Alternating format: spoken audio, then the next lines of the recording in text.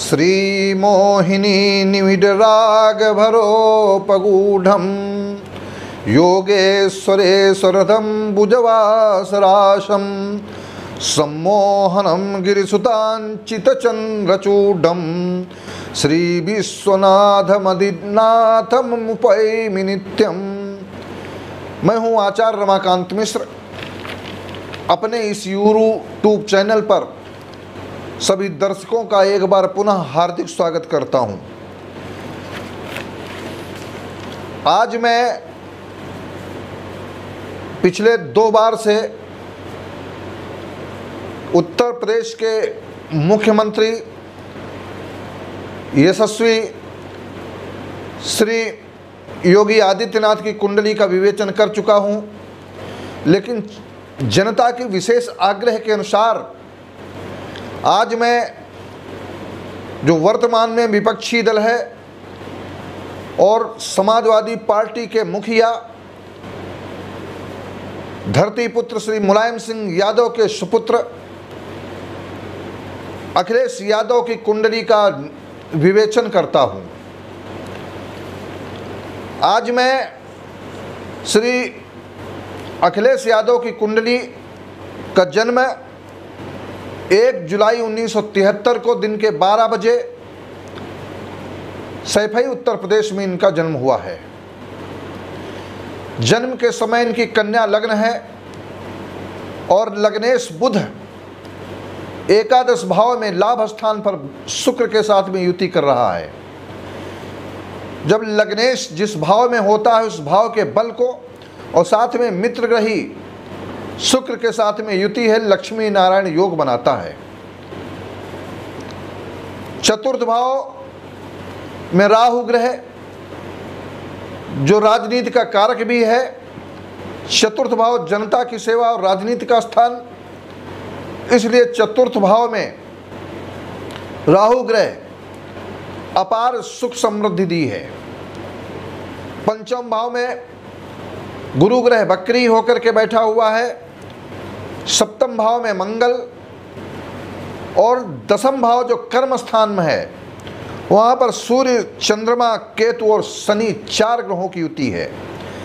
ऐसे इनके जन्मांग चक्र में ग्रहों का विद्यमान होना एक बार दर्शाता है कि इनकी कुंडली में दसम भाव जो पिता का स्थान है वहाँ पर पितृदोष बनता है। चंद्रमा और सूर्य जब एक साथ होते हैं तो अमावस्या का ऐसे व्यक्ति का जन्म होता है। साथ में केतु ग्रह है, ग्रहण योग बनाता है और शनि चंद्रमा का विष योग बनता है। तो कर्म के द्वारा विष योग बनना और पितृदोष बनना ये अपने में एक स्थान निर्धारित करता है, परंतु इनको पिता का स्थान कर्म भाव कहलाता है। सूर्य इनका 15 डिग्री का है, इसलिए पूर्ण युवा है। पिता के द्वारा उनके पद चिन्हों पे चल करके उनके द्वारा प्रदत्त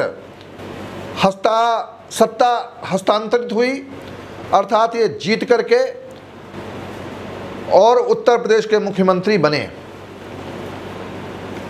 जब 5 वर्ष इनकी सरकार चली तब इनका जब राज्य आया, उसके बाद में इनके कर्मों के द्वारा वो पितृदोष पूर्ण रूप से बाधक बना, क्योंकि पिता से भी मतभेद हुए, विष योग बना। इन्होंने अपने वाणी के द्वारा मधुर बोलने के पश्चात भी कटु निकला और कार्यकर्ताओं के प्रति समर्पित होकर के इन्होंने सत्ता सुख प्राप्त नहीं कर पाए। कारण उस समय बुध की महादशा 2000 से 2017 तक चली। उस बुध की महादशा में क्योंकि लग्नेश एकादश भाव में था, इसके कारण सांसद सदस्य से लेकर के और सत्ता सुख उत्तर प्रदेश के मुख्यमंत्री तक बन गए, और वो भी पिता के कारण। लेकिन अपने कारणों से इनको पितृदोष लगता है। अब भविष्य में 2022 में होने वाले उपचुनावों में क्या ये मुख्यमंत्री बन सकते हैं? ऐसी ग्रहों की बलाबल स्थिति इनकी क्या है? तो इसके लिए मैं एक बार विवेचन पूर्ण रूप से आपके समक्ष रखना चाहता हूं, क्योंकि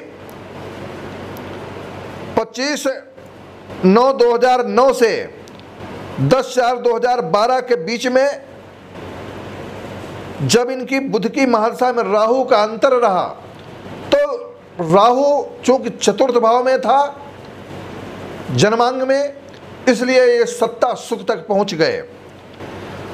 वर्तमान समय में 25 मार्च 2017 से और 25 मार्च 2024 तक केतु की महादशा रहेगी। केतु यद्यपि कर्म भाव में है, परंतु सूर्य और चंद्र के कारण ग्रहण योग बनाता है। यह इनको सत्ता सुख से वंचित करता है। और जिस समय 13 मार्च 2021 से लेकर और 19 फरवरी 2022 के बीच में केतु की महादशा में गुरु का अंतर रहेगा। आप एक बार और समझ लें, जो ज्योतिष के विद्यार्थी हैं, जिनको ज्योतिष में रुचि है और बहुत ही प्रेम से हमारी वाणी के द्वारा श्रवण करते हैं, हमारे परमानेंट जो दर्शक हैं, मैं पूर्ण विधा के साथ में बताने का प्रयास करता हूं। 13 मार्च 2021 से और 19 फरवरी 2022 के मध्य में केतु की महादशा में गुरु का अंतर रहेगा। और गुरु इनके लग्न कुंडली में पंचम भाव मूल त्रिकोण में है। इस बीच में छोटे मोटे चुनाव जो होंगे, इनको कुछ लाभप्रद होंगे, परंतु उत्तर प्रदेश के मुखिया बनने में इनको अनेक कठिनाइयों का सामना करना पड़ेगा।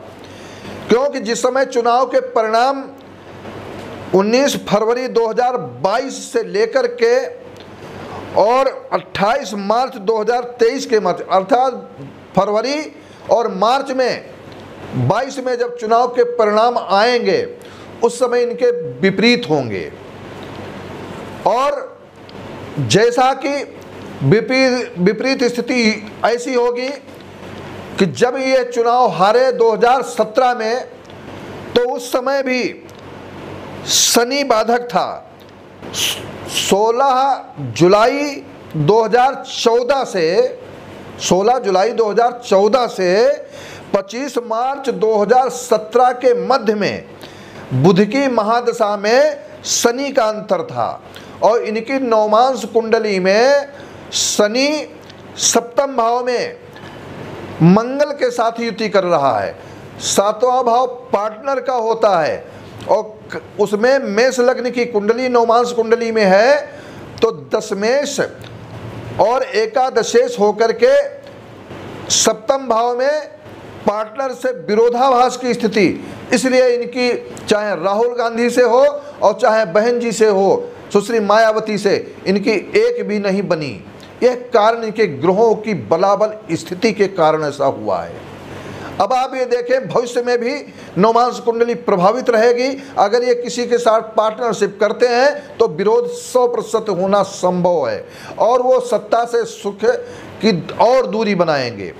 परंतु चुनाव 2022 में होगा, चुनाव ठीक लड़ेंगे, 100 के आंकड़े तक पहुंचेंगे, ऐसा पूर्ण विश्वास है।